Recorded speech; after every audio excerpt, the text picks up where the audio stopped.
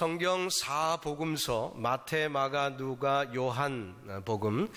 자, 그 4복음서 중에 특히 이 요한 복음은 많은 면에서 좀 색다른 모습을 발견하게 됩니다. 물론 제일 나중에 기록되어 있기 때문이기도 하지만 요한이 성경을 기록하는 그 목적이 좀 다르기 때문에 마태, 마가, 누가와 좀 다른 색다른 모습을 발견하게 돼요. 우리가 아는 대로 마태, 마가, 누가복음에 보면 예수님이 행하신 수많은 기적들이 기록이 되어 있습니다. 근데 요한복음에는 그리 많이 기록되어 있지 않습니다. 후대 기록이니까 훨씬 더 정보는 많을 텐데, 예수님이 기적 베푸신 스토리에 대한 인포메이션은 더 많을 텐데 요한은 단 7개만 선별해서 기록을 하고 있어요. 그렇다면 요한복음에 기록된 이 기적들은 단순히 예수님 대단하시다, 예수님이 능력이 많으시다, 멋쟁이다 하는 그런 어떤 센세이셔널한 그런 모습을 보이기 위한 것은 분명히 아니라는 것을 알 수가 있습니다.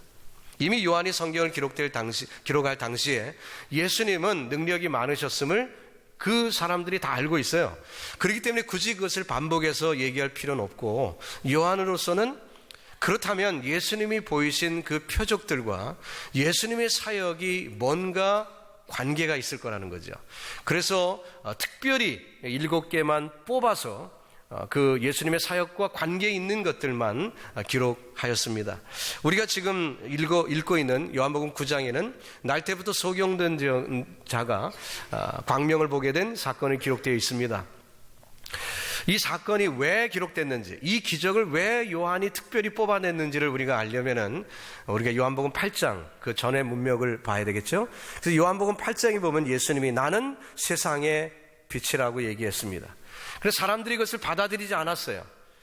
그리고 이 9장에 소경이 눈뜨는 장면이 나오는 것입니다. 그렇다는 얘기는 뭐죠? 바로 너희들이 부인하고 있는 이 예수님, 바로 예수는 바로 하나님이 보내신 그분이고 세상의 비침이 분명하지 않느냐 하는 것으로 이 표적의 사건을 이용하셨다고 보여집니다. 하필이면은 그가 그냥 소경이 아니라 날 때부터 소경이었어요. 이것은 무슨 의미가 있을까요?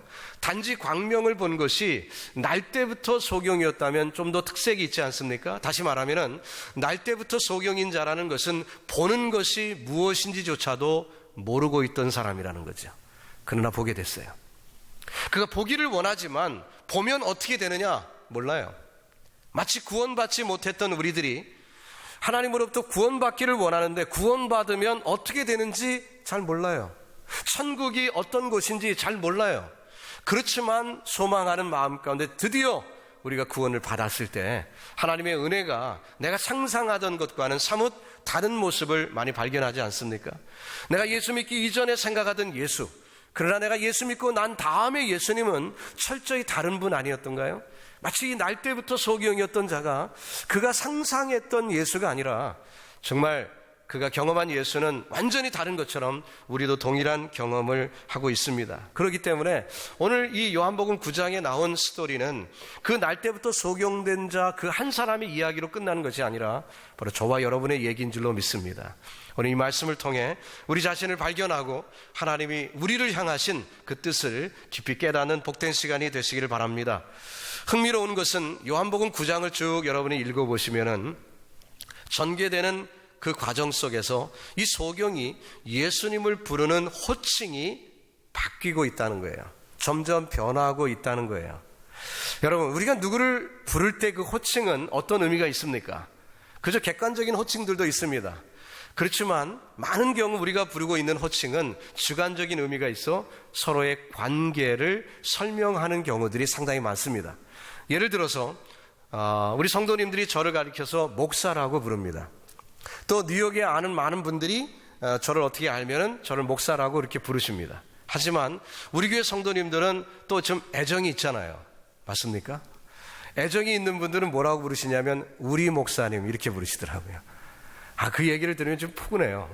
그냥 이 목사님 이렇게 부르는 게 아니라 우리 목사님 이렇게 얘기하면은 좀 이렇게 따뜻한 느낌을 제가 받습니다. 앞으로 그렇게 부르라는 얘기는 아니고요. 이 호칭이라는 것은 관계를 얘기한다는 거예요. 우리 목사님, 길거리에 다른 교회 성도님들이 저를 가리켜서 그렇게 부르지 않습니다. 우리 교회 성도님들이 우리 목사님 이렇게 부르죠. 제 아내가 저를 부르는 호칭도 많이 있습니다. 연애할 때 부르던 호칭이 있었고요. 결혼한 다음에 부르는 호칭이 있고, 애들이 태어난 다음에 부르는 호칭이 있고, 요즘 저를 부르는 호칭이 있는데, 제 아내의 늘 고민거리는 뭐냐면은, 제가 총각 목사로 있다가 결혼했잖아요. 그러니까 결혼할 때부터 벌써 목사였어요. 그러니까 이 호칭이 참 굉장히 힘들어서 저를 자꾸 목사님이라고 부르는 거예요.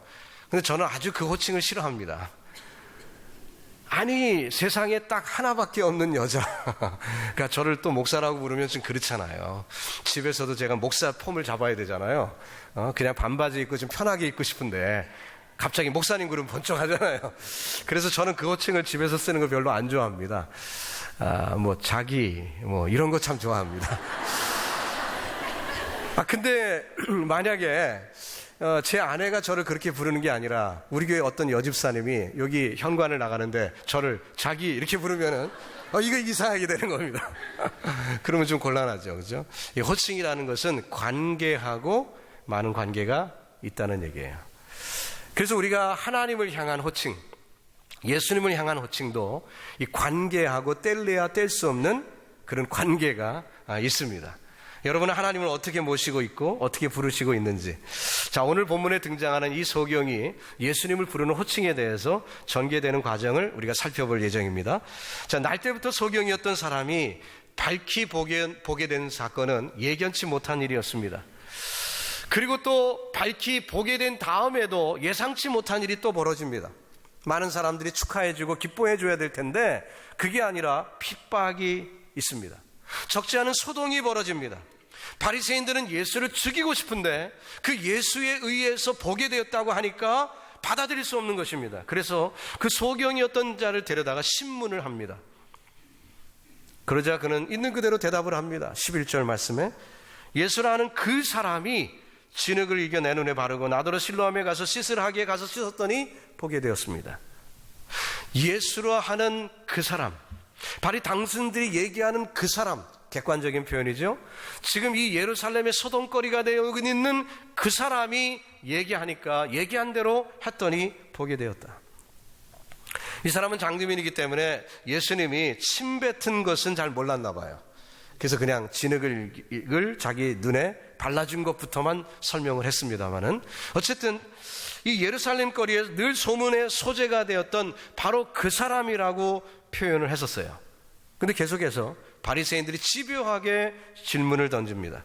근데 오히려 아이러니컬한 것은 그 질문 속에서 이 소경이 깊은 생각을 하게 됩니다. 그래서 그 질문을 들으면서 다시 예수님에 대한 호칭이 바뀌는 장면을 우리가 보게 돼요. 17절 말씀에 이에 소경되었던 자에게 다시 묻되 그 사람이 내 눈을 뜨게 하였으니. 재밌죠? 자, 바리새인들이 지금 이 소경에게 질문을 던지는데 예수님이 소경을 눈뜨게 했다는 사실을 인정하였습니다. 그렇죠? 그가 내 눈을 뜨게 하였으니 라고 얘기했잖아요. 인정을 해버렸어요. 너는 그를 어떤 사람이라고 하느냐? 이 질문을 들은 소경이 생각을 하겠죠. 맞아, 날 때부터 소경인 나, 이 병을 누가 고쳐줘? 세상에 뛰어난 의원이나 어떤 대단한 약품도 나를 살릴 수 없고 나를 보게 할 수 없는데 그분이 나를 눈뜨게 했다면 이분은 하나님이 보내신 분이 아니겠느냐. 사고의 전환이 이루어지죠. 그 사람이 생각을 하게 된 것입니다. 그전에는 무심코 그 사람 예수가 나를 낫게 해줬어, 아무 생각 없이 얘기했는데 질문을 받자 생각이 나게 된 거예요. 질문을 받자 고민이 생겼어요. 그러면 나를 낫게 한 사람은 누구지? 아무도 낫게 할 수 없는데, 이건 하나님만 하실 수 있는데 내가 낫게 됐다면 그러면 나를 낫게 한 그분은 하나님이 보내신 분이 아니겠느냐. 그래서 그가 뭐라고 대답합니까? 선지자입니다 라고 대답을 합니다. 선지자는 누굽니까? 하나님이 보내셨다는 거죠. 하나님이 보내신 사람이라는 거죠. 33절에 가보면은 그가 선지자라고 말할 수 있었던 근거를 또다시 얘기합니다. 이 사람이 하나님께로부터 오지 아니하였으면 아무 일도 할 수 없으리이다. 선지자는 하나님의 말씀을 선포하는 사람이죠. 하나님이 택하여 하나님의 말씀을 선언합니다. 근데 이 말씀을 선포하는데 도움을 주기 위하여 하나님의 표적을 동반시킵니다. 그래서 이사야를 비롯한 엘리사 등등 수많은 그 엘리야 등 많은 그 선지자들이 표적을 많이 행했죠. 그것을 이미 알고 있어요. 그 정보를 갖고 있었던 이 소경이 예수님이 하신 그 일을, 자기가 체험한 그 일을 비교해 보니까 이분은 분명히 하나님이 보내신 분이고 하나님이 표적을 보여주셨다, 그렇게 고백을 하는 것입니다. 자, 유대인들은 소경이 눈을 떴는데도 그 일에는 관심이 없어요. 그들은 그저 몇 번이나 신문하면서, 또 그 부모를 신문하면서, 또 대질 신문까지 하면서 소경이 원래 아니었다라고 거짓말하게 푸시를 하고 있습니다. 또 아니면 예수가 낫게 한 것이 아니라는 말을 하도록 유도 질문을 하고 있지요. 그런 압박을 받지만 그는 정직하게 대답합니다. 사실 그의 부모는 어떻게 했습니까? 예수를 인정하면 출교당하는 것을 알고 있어요. 그래서 냉정하게 이렇게 대답합니다. 그가 장성하였으니 그에게 물어보십시오. 우리 아들이 다 컸으니까, 이젠 성인이니까 그 사람에게 물어보십시오라고 책임 회피를 했습니다. 비정한 현실이지요. 이 부분에서 우리가 뭘 알 수 있습니까? 그 소경되었던 자의 부모와 이 사람과의 관계를 어느 정도 알 수 있죠. 소경되었던 부모의 어떤 생활의 하나의 그 패런을 우리가 지금 읽어볼 수 있는 부분 아닙니까? 어떤 부모인 것 같아요? 자식을 낳는데 앞을 못 봐요. 그것 때문에 분노하고 싫어하고 그 아이를 따돌림했던 어떤 그런 가정이었으면 우리가 알 수가 있죠. 그 소경됐던 자가 얼마나 외롭게 평생을 살았는지를 우리가 이해할 수 있습니다. 아이러니컬한 것은 그가 눈을 뜨기 전에는 핍박을 그래도 덜 받았는데 눈을 떴기 때문에 핍박을 받기 시작합니다. 눈을 떴기 때문에 죽음의 위협도 당합니다. 눈을 떴기 때문에 더 많은 핍박을 받습니다. 눈을 떴다는 기쁨이 있었겠지요. 그러나 그 기쁨은 잠깐이요, 무서운 핍박이 그에게 몰아닥치기 시작합니다. 그는 은혜를 받았기 때문에 사회로부터 버림을 받습니다. 심지어는 부모로부터도 버림을 받았습니다. 외톨이가 된 거예요. 사랑하는 성도 여러분, 저와 여러분이 예수를 믿습니다. 신앙생활을 합니다. 우리가 사는 세상 어떨까요? 세상이 우리를 기뻐할까요? 기대하지 마십시오. 예수를 믿으면서 세상에서 즐기던 것을 똑같이 다 즐기리라고 추측하지 마십시오. 우리가 안 해도 세상이 우리를 그냥 두지 않습니다. 자, 이 소경되었던 자가 부모님하고 일부러 담을 쌌습니까? 일부러 세상 사람들하고 갈등을 일으켰나요? 아닙니다. 그는 그저 가만히 있었습니다. 그저 예수를 만난 것뿐입니다. 근데 갈등 구조가 돼버렸어요. 그냥 그렇게 된 것입니다. 우리도 마찬가지예요. 우리가 일부러 세상을 정죄할 필요도 없습니다. 세상을 공격하지 않습니다. 그저 우리는 신앙생활하고 있어요. 그러나 세상은 우리를 미워하게 되어 있다는 거예요. 여러분, 혹시 세상에서 외톨이가 되거나 내가 세상을 살아갈 때 믿음 지키기 위하여 살다 보니 사람들이 나를 왕따시키는 일에 대해서 그렇게 고민할 필요 없습니다. 그것은 당연한 것입니다. 당연한 거예요. 집요하게 묻는 이들에게 뭐라고 답을 합니까? 25절에 대답하되 그가 죄인인지 내가 알지 못합니다. 그렇지만 내가 아는 것이 하나 있는데 그것은 내가 소경으로 있다가 지금 보는 것, 이 사실만은 분명히 내가 알고 있습니다. 그는 참으로 정직한 사람이에요. 양심이 선한 사람입니다. 거짓을 말할 수 없었습니다. 어떤 압박이 와도 그는 거짓을 이야기할 수 없었습니다. 예수께서 나를 뜨게 해 주셨다는 사실만은 분명한 것입니다. 여기서 우리가 알 수 있는 것은 예수님께서 이 소경의 눈만 뜨게 해 주신 것이 아니라 그 영혼, 그 마음을 어루만지셨음을 우리가 알 수가 있어요. 그의 마음 가운데 믿음이 생기고 하나님을 향한 올바른 태도가 생겼음을 우리가 보지 않습니까? 오늘도 주님은 우리의 다친 마음을 여시기를 원하십니다. 우리 세상에서 당하는 어려움만 해결해 주시는 분이 아니라 내 질병을 낫게 해주시고 내 사업의 문제, 내 가정의 문제, 내 자녀의 문제만 해결해 주시는 분이 아니라 내 막힌 마음을 여시기를 주님은 원하십니다. 주님의 방법은 무엇입니까? 본문에 구체적으로 나오진 않았지만 본문을 여러 번 다시 반복해서 읽으시면은요, 느낌이 하나 오는 게 있어요. 저는 여러 번 본문을 읽으면서 하나 분명한 줄기를 발견한 게 있는데, 그것은 용서라는 것입니다. 용서. 사회의 압박을 받습니다. 그러면서 자기를 외면하는 부모, 원망스럽겠죠. 불만을 토로할 수도 있었을 것입니다. 아니, 어머니, 아버니, 어떻게 내게 그렇게 얘기할 수 있습니까? 나를 어떻게 이렇게 냉정하게 내팽개칠 수 있습니까? 이렇게 불만할 수도 있겠죠. 그러나 그는 부모를 이해했습니다. 용서하였습니다. 여러분, 우리 얼어붙은 마음을 녹이는 것은 주님이 우리를 만나주시고 우리 심령을 터치할 때 상상할 수 없는 역사가 일어나는 줄로 믿습니다. 용서가 생겨요. 은혜를 체험한 사람이 은혜를 베풀 수 있는 것 아닙니까?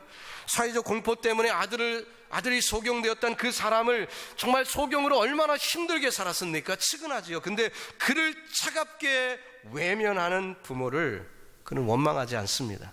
그동안 받았던 서러움, 아픔, 푸념 늘어놓지 않습니다. 그동안 자신을 욕보였던 이들이 얼마나 많았겠어요. 어린아이들도 조롱을 하며 침을 뱉으며 안 못 본다는 것 때문에 얼마나 참 놀이객감이 되었을 것입니까? 이제는 보게 되었습니다. 그 아이들을 찾아가서 당장 혼내주고 싶겠죠. 이놈들, 내가 보지 못할 때 너희들이 나를 기억했었지? 하고서 야단을 쳐주고 싶겠죠. 그러나 그는 그렇게 하지 않습니다. 그는 용서합니다. 여러분에게 용서하는 마음이 생기십니까? 누군가 여러분을 힘들게 하고 어렵게 했지만 정말 그들의 약점을 딱 발견해 갖고 이제 그 한 펀치면 다 날려버릴 수 있는 그런 호기를 잡으셨습니까? 그 순간에 여러분 너그러운 마음을 주셨다면 감사하십시오. 용서하는 마음을 하나님이 주셨다면 감사하십시오. 이것은 세상엔 없는 것입니다. 주님이 주신 선물인 줄로 믿습니다. 혹 믿는다고 하면서도, 우리가 신앙생활을 하고 있으면서도 여러분에게 그런 용서의 마음이 없습니까? 조그만 터락 같은 거 들추어내갖고 꼬집고 막 그냥 공격하고 그런 마음들이 여러분에게 있어요? 그 마음이 닫혀 있나요? 그러면 주님은 여러분의 마음 앞에 어디에 계신 거죠? 마음 안에 계신 것입니까? 밖에 계신 것입니까? 문이 안 열렸다면 주님은 아직도 밖에 계신 것입니다. 계시록에 있는 말씀처럼 아직도 문을 두드리고 계시는 거예요. 어떤 분들은 계시록에 있는 그 말씀을 읽을 때 잘못 읽더라고요. 그게 전도인지 알아요. 근데 그 전도가 아니라 이미 믿는 사람들에 대한 얘기예요. 그 성경을 보면 전후 문맥을 꼭 읽어보셔야 되는데 맨 앞부분에 뭐라고 했습니까? 교회들에게 하는 말씀이다 하고 시작된 말씀이에요. 그러니까 이미 믿는 사람들을 향한 말씀이 그 말씀입니다. 어쨌든 주님은 지금 문을 두드리고 계세요. 성도들의 마음을 두드리고 계세요. 그 마음이 활짝 열려 예수님과 동고동락하고 예수님의 영향을 받기를 주님은 원하시는 것. 근데 우리가 영향받기를 거절하고 내 인색한 마음대로 문을 닫고 살고 있습니다. 그는 평강을 누릴 수가 없습니다. 그러나 어느 순간 그 마음을 열고 주님을 영접하는 순간에요, 그 마음 문을 여는 그 통로를 통해서 평강의 미풍이 여러분 마음에 불어오는 것을 경험하게 될 줄 믿습니다. 평강의 미풍이 불어오면은요, 그 마음에 평안이 넘치고 용서하는 마음이 생기고 은혜가 되어서 너그럽게 되고 그런 놀라운 축복이 우리에게 임할 줄로 믿습니다. 바리새인들과 집요한 공격을 받았던, 그러면 그럴수록 오히려 그의 믿음은 더 깊어졌던 논리적으로 예수님은 하나님의 아들일 수밖에 없음을 스스로 깨닫고 이제 예수님을 대면하는 순간에 그 믿음은 확인이 되었습니다. 그리고 그 예수님 앞에 그는 최초의 예배자가 된 것이죠. 단 몇 시간 동안에 벌어진 일입니다. 여러분, 우리가 예수님을 섬기고 예수님을 메시아로 고백하고 바른 예배를 드리는데 우리가 신학적인 훌륭한 교제가 필요한 것도 아니고 교육받는 시간이 몇 세메스터 필요한 것도 아닙니다. 우리가 올바로 하나님을 경배하는 데는요, 1시간이면 족합니다. 1시간이면 족해요. 그러나 하나님의 아들에게 경배 예배를 드리고 있습니다. 그분과 예수님은 깊은 관계를 맺은 것입니다. 참 믿음으로 주님 앞에 경배함으로 수많은 주변의 사람들과 그는 구별되게 되었습니다. 성경을 많이 안다는 바리새인들도 그 지식이 예수님께 경배하는데 아무런 도움이 되지 못했지요. 부모가 그를 낳아주었던들 혈통적인 관계가 있다 해도 그것도 도움이 되지 못했습니다. 그러나 그는 예수님을 만났을 때 바른 예배를 드릴 수가 있었어요. 여러분과 저에게도 그 축복이 있기를 바랍니다. 22절에 보니까 그 부모가 이렇게 말한 것은 이미 유대인들이 누구든지 예수를 그리스도로 시인하는 자를 출교하기로 결의하였기 때문이라고 되어 있습니다. 그 무서움 가운데, 그 두려움 가운데 아들이 광명을 찾았는데도 기뻐하지 못했습니다. 당시 사회는 이미 누구든 예수를 인정하면 출교당하기로 공회에서 결의를 이미 끝낸 상태라고는 얘기해요. 그런데 그럼에도 불구하고 이 사실을 누구보다도 이 소경도 잘 알고 있었을 텐데 그러나 주님을 영접했습니다. 경험을 했기 때문에 그게 참 믿음이 생긴 거예요. 남들이 예수에 대해서 뭐라 하든 상관없어요. 내가 예수님을 만났어요. 내가 예수님을 체험했습니다. 정직한 믿음이 그에게 있었던 것입니다. 사랑하는 성도 여러분, 이 자리에 계신 저와 여러분도 아마 비슷한 경험을 하여 오셨을 거예요. 처음엔 나사렛 예수, 객관적으로 있었다고 하니까 어렸을 때 보았던 세계 위인전 책에서 보았던 예수, 그 정도 정보였겠죠. 예수라는 분을 전혀 모르다가 만나진 않죠. 그러다가 세계 평화니 인도주의는 이런 것에 관심이 있다 보니까 예수님이 쏟으신 사랑의 이야기들 이런 것들에 관심을 갖게 되고, 그러다가 어떤 사람의 전도를 받거나 주변에 예수 믿는 사람들이 생겨서 보니까 삶이 변하더라는 거예요. 뭔가 다른 모습을 보게 돼요. 그러다가 인생에 큰 어려움을 겪죠. 삶에 힘든 고난을 겪는다든지, 그러다가 옆에서 누군가 예수 믿어보라고, 교회 다녀보라고, 글쎄 한번 가볼까 하고 나와서 예배에 참여하기 시작합니다. 한 번, 두 번 예배를 드리는 어느 순간 주님의 말씀이 피어싱합니다. 내 가슴을 치고 들어옵니다. 예수님이 살아계심이 믿어집니다. 그리고 그 주님이 나를 사랑하심을 깨닫게 되고 그것이 믿어지는 순간 주님을 인격적으로 만나게 되는 거지요. 더 이상 객관적인 예수가 아닙니다. 그 사람 예수가 아니에요. 그냥 선지자도 아닙니다. 그분은 바로 나의 구주가 되는 것이죠. 여러분, 무엇이 그 고백을 가능하게 만듭니까?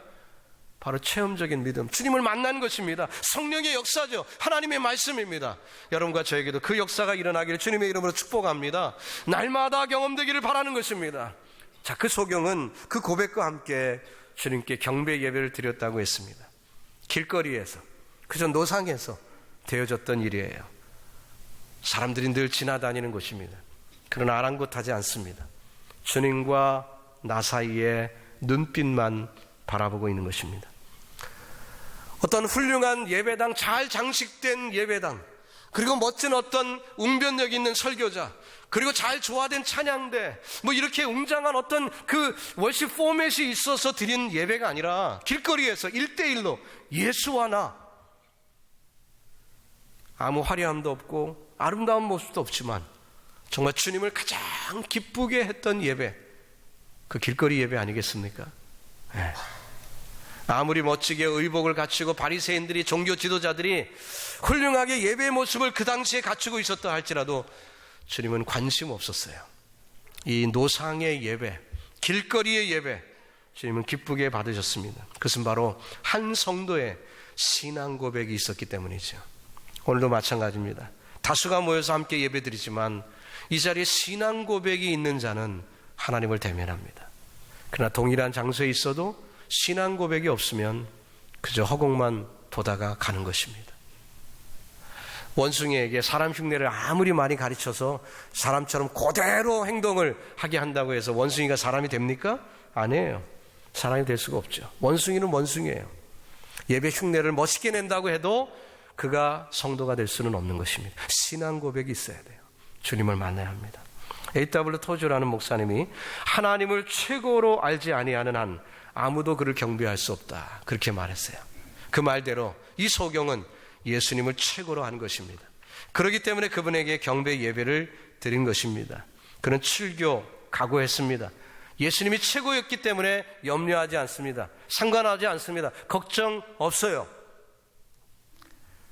저와 여러분의 예배는 어떻습니까? 오늘 이 예배에 하나님의 임재를 경험하시기를 주님의 이름으로 축원합니다. 창조주 하나님, 부활하신 예수 그리스도에 대한 고백을 가지고 서시기를 주님의 이름으로 축복합니다. 예배 속에서 말씀과 함께 감동과 뜨거운 찬양으로 주님 앞에 예배드리기를 바랍니다. 우리의 예배가 신령과 진정의 예배가 되기를 바라는데, 하나님의 위엄 앞에 도저히 어찌할 수 없어 주님의 임재 앞에 서는 체험, 그 하나님의 역사를 경험하는 예배가 주일마다 있기를 주님의 이름으로 축원합니다.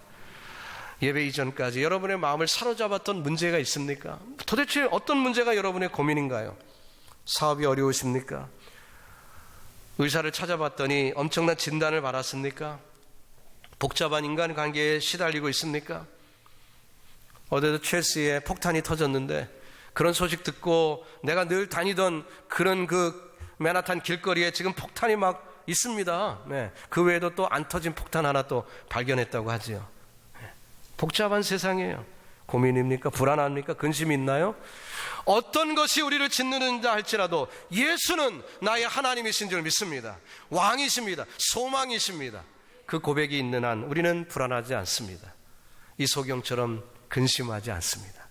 하나님이 이미 내 속에 오셨기 때문에 이웃도 용서하고 너그럽게 바라보고 다 허물도 덮을 수 있는 그런 놀라운 축복을 경험하는 천국 백성임을 믿습니다. 이제 말씀을 마칩니다. 베드로가 갈릴리 호수에서 배를 몰고 가다가 풍랑을 맞았어요. 그에게 가장 중요한 것은 뭘까요? 풍랑의 파도 높이입니까? 배의 사이즈인가요? 그게 아닙니다. 예수님이 그 배에 함께 타고 계시다는 거죠. 여러분과 저 인생에도 마찬가지라고 생각합니다. 세상 풍랑 크게 몰아닥친다 할지라도, 세상의 위협이 아무리 크다 할지라도, 내 힘이 아무리 없다 할지라도 주님이 나와 함께 하시는 한 넉넉히 이길 줄로 믿습니다.